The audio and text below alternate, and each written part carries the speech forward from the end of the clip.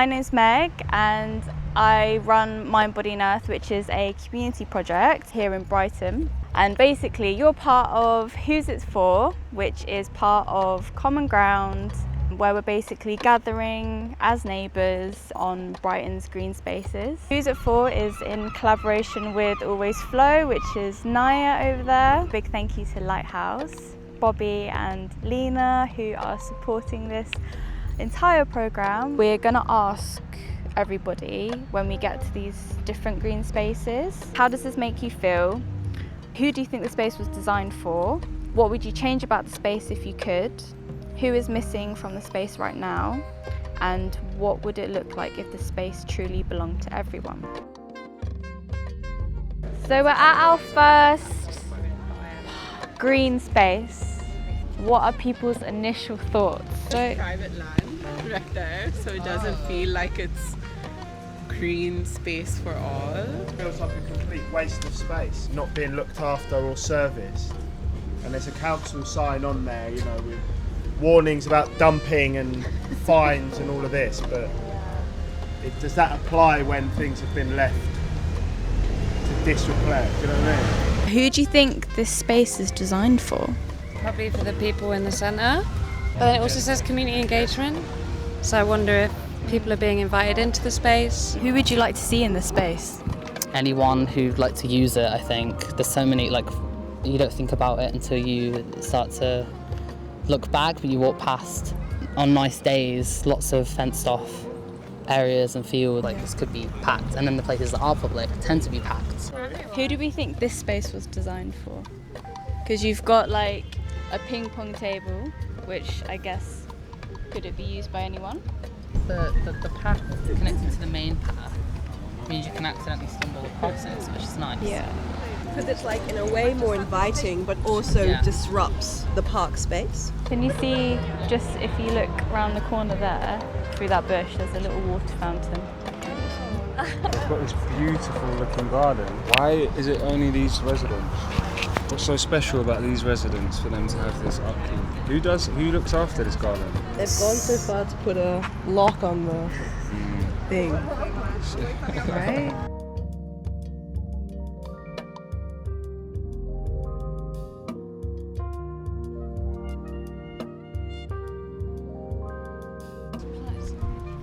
Seem like there's even a lot of space to be in there because it's so overgrown, or it's so a lot of it is flower beds or a lot of it is bushes. It's is it even meant for people to access to be in it, or is it just meant for people to look at? You couldn't sit on the ground or have lots of people in there to have a picnic kind of thing. I feel like I don't want to go in it. Isn't that a funny feeling? Yeah. Why is that? I think I'm very rule bound though. Is it exclusivity and holding a status, or is it a fear of people in some way?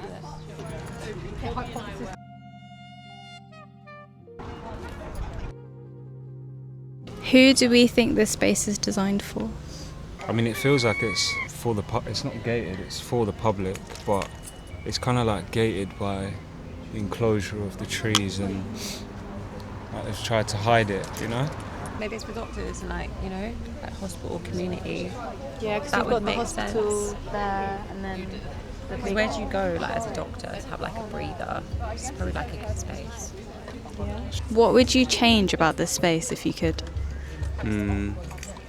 About this space, I think I'd say that it's only accessible by stairs, which I just saw here and there. It's not wheelchair friendly. I think about on those lines. I quite like that it's shaded, and I find that in a lot of green spaces, like central Brighton, they aren't massively shaded.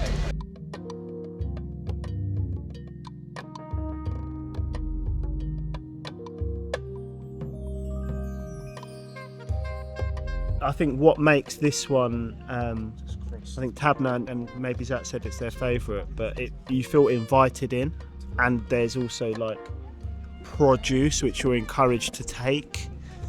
Me and Flavia before were saying you used to sort of feel comfortable taking things for free, But now you're almost questioning, like, am I allowed to take this thing? The fact that it's handwritten is like humanized as well. Whereas, like, I think some of the signage we've seen today feels like authoritarian or like fear-based messaging. We're all encouraged to maintain the gardens, steward it. It's everyone's responsibility.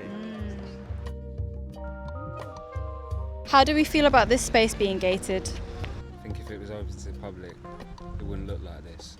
In my opinion, it's not necessarily to be engaged with or picked from like the bee garden, but this fence reminds me of the council. It doesn't need to be gated, but like it should be fenced though to protect the garden. Protect rather than exclude. Yeah.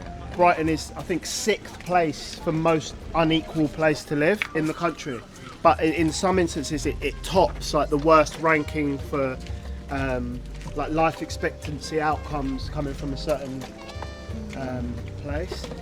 And it's just mad to me that you've got Sussex Square right there, gated community, multi-million pound houses, and then you've got so much need on its doorstep.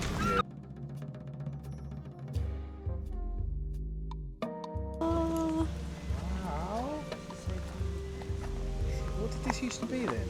It used to be a private garden with tunnels that went, I think, to Sussex. Blackrock. Oh, to Blackrock, Or like yeah. that way. That makes sense. Yeah. I think the reason why people think it's secret is because a load of people in Brighton don't know that it's even here, and because it's got its own walled garden.